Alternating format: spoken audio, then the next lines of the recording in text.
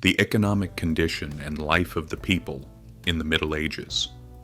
The Middle Ages, a historical period echoing with the sounds of church bells beneath the shadow of castles, an era ruled by kings, when most people lived settled lives.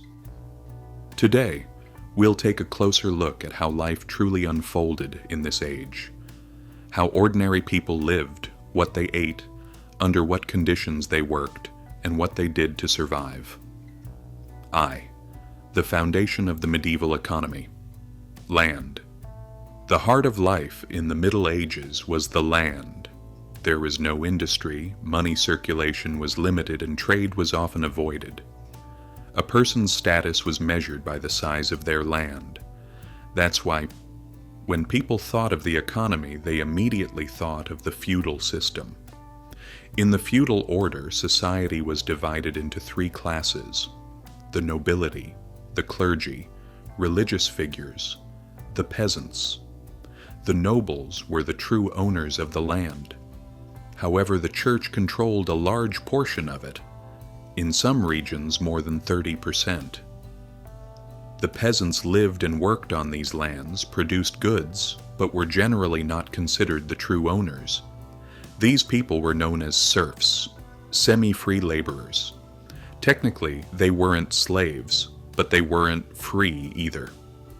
2. The world of the serfs, becoming one with the land. A serf would rise at dawn, take his beast of burden, and head to his lord's fields. When harvest time came, a large portion of the yield would go to the lord. With what remained, he tried to keep his family alive, but that remaining share was often insufficient. A bad agricultural year usually meant hunger, and hunger spread like a plague, almost always the harbinger of death. In the Middle Ages, the average lifespan of a peasant was around 30 to 35 years. Medicine was primitive, hygiene nearly non-existent, and child mortality was extremely high. In short, most people didn't live to survive. They lived trying to survive. Even so, village life wasn't always miserable. The sense of community was strong. Village fairs, religious festivals, and harvest celebrations, these were rare but precious moments of joy. 3. In the shadow of money, the return of barter and trade. At the beginning of the feudal era, money was almost unheard of. People exchanged goods through barter.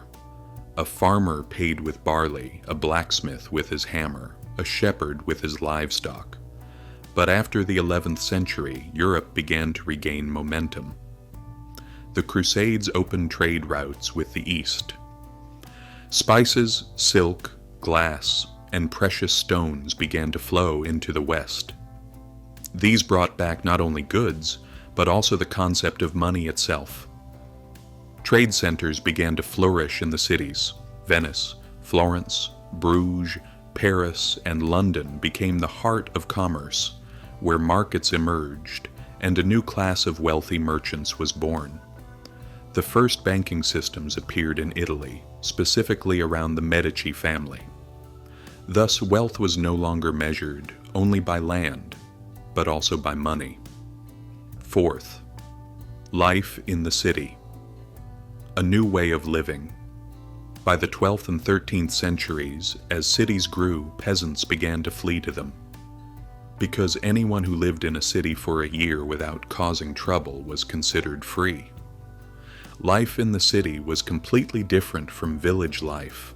Narrow streets, foul-smelling water channels, overcrowded houses. But there were also many opportunities. You could become a merchant, a member of a guild, even a noble. During this time, numerous guilds were established: blacksmiths, tailors, bakers, goldsmiths. These guilds regulated both production and prices. In other words, they were like early trade unions. The people's table. What did they eat and drink?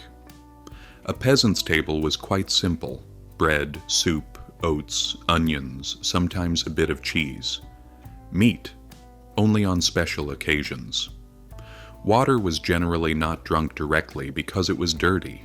Therefore, people drank low-alcohol beers, liqueurs, and wines. The food on the tables of the rich was very different. Meats, special spices, honey, fruits. Even the dining tables themselves showed this class distinction. 6. Women, labor, and the invisible burden. At that time, women's lives also depended on their social class. Noble women gained power through marriage and could influence political events. But peasant women, they worked in the fields, gave birth, cooked at home. They were both mother and worker at the same time. Women's work was the main reason behind progress, but history often doesn't write about this labor. 7. Times of crisis, famine, plague, and collapse. By the 14th century, Europe's population had increased rapidly. Right after that came the Great Famine, 1315 to 1317. Crops burned to ashes, animals perished, and people died of hunger. Then the Black Death began to spread. Between 1347 and 1351, 1/3 of Europe's population died. When you woke up one morning in a village, more than half of your neighbors could already be dead. This destruction changed the economy in an unpredictable way. As the population decreased, the labor force diminished. Peasants began to be in higher demand and started to gain more rights against their lords. In some regions, serfs rebelled and gained their freedom. In other words, death, in a way, brought an economic reform. 8.